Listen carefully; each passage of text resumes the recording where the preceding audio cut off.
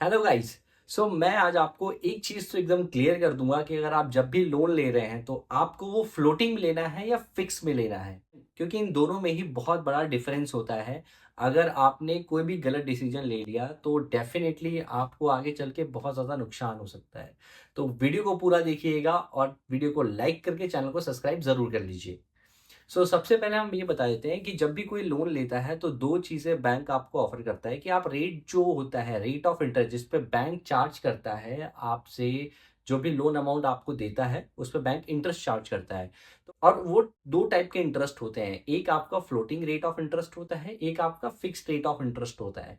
तो floating rate of interest क्या होता है और फिक्स रेट ऑफ इंटरेस्ट क्या होता है, आज मैं इस वीडियो में आपको क्लियर कर दूंगा और दोनों में से क्या आपको लेना चाहिए ये आप खुद ही डिसाइड कर सकते हैं। बेसिकली अगर हम एक बात करें एक होम लोन के बारे में, तो जब भी अगर आप होम लोन लेते हैं तो ये सबसे ज़्यादा वहाँ पे देखा जाता है।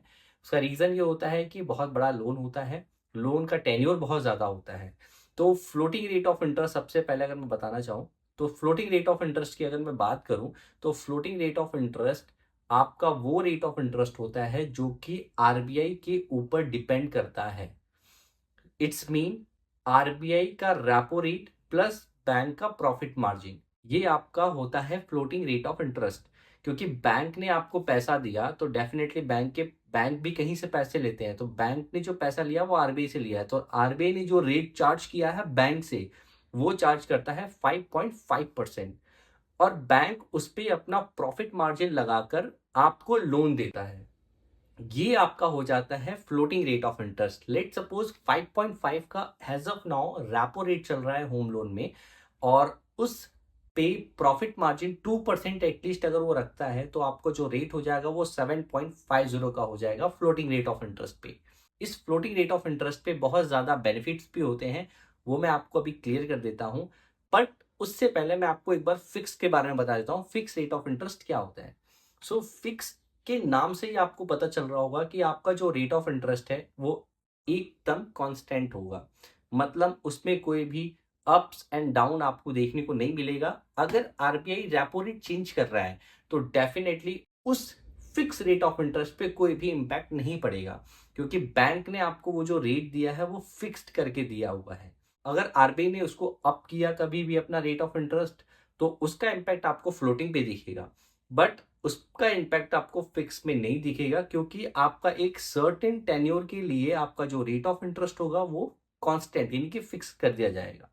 अब इसमें एक चीज आप ये भी ध्यान रखिएगा कि fix rate of interest floating rate of interest से 1 से 1.5% ज्यादा रहता है। अगर फ्लोटिंग रेट आपका 7.50 का रेट है और फिक्स आपको जो मिलेगा वो मिलेगा 8.5 to 9%, ये आपका फिक्स का सिनेरियो हो जाएगा।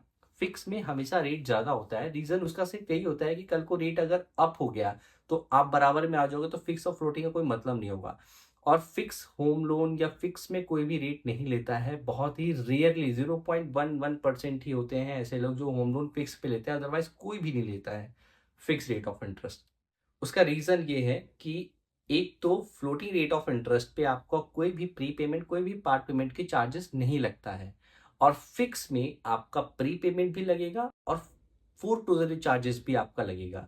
इट्स मीन अगर आप पेमेंट कर रहे हैं 1 लाख 2 लाख 3 लाख रुपए, तो फिक्स में आपको उसका परसेंटेज वाइज आपको पेनल्टी या फिर चार्जेस के तौर पे या हिडन चार्जेस के नाम पे आपको वहां पे पे करना पड़ेगा fix rate of interest. But floating में आपको कोई भी चार्जेस पे करने की जरूरत नहीं रहेगी। फ्लोटिंग में क्या प्लस पॉइंट होता है कि आपको रेट ऑफ इंटरेस्ट जो होता है वो अप्स एंड डाउन भी, कल को अगर रेपो रेट कम भी होता है, अगर आरबीआई ने अपना रेपो रेट कम करते हैं तो डेफिनेटली आपका जो रेट ऑफ इंटरेस्ट है वो भी कम होगा। मतलब उसमें कोई भी आपको कंसर्न देखने को नहीं मिलेगा, वो इमीडिएट बेस पे आपका कम हो जाएगा। बट फिक्स में आपका जो रेट है 9%, वो आपका 9% ही रहेगा। फ्लोटिंग अगर 7.5% या 7% भी पहुंच जाएगा तो वो चेंज नहीं करा सकते एक टाइम पीरियड तक। तो बहुत ज़्यादा डिफरेंस आपको वहाँ पे देखने को मिल जाएगा। तो अब आपको एक कंसेप्ट क्लियर हो गया होगा कि फिक्स क्या होता है, फ्लोटिंग क्या होता है। फ्लोटिंग में आप पार्ट पेमेंट फोरक्लोजर कर सकते हैं विदाउट एनी हिडन कॉस्ट, कोई भी बैंक आपसे चार्ज नहीं लगती, क्योंकि आरबीआई की गाइडलाइन के अकॉर्डिंग ही है।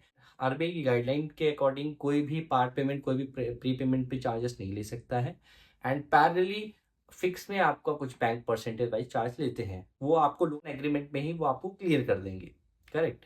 तो वीडियो अगर अच्छा लगा तो प्लीज़ आप वीडियो को लाइक करके चैनल को सब्सक्राइब कर लीजिए और ऐसे ही आने वाली सारी इंटरेस्टिंग वीडियोस को आप देख पाएँ। और कमेंट करके बताइए कि आपको दोनों में से कौन सा बेस्ट रेट लगता है।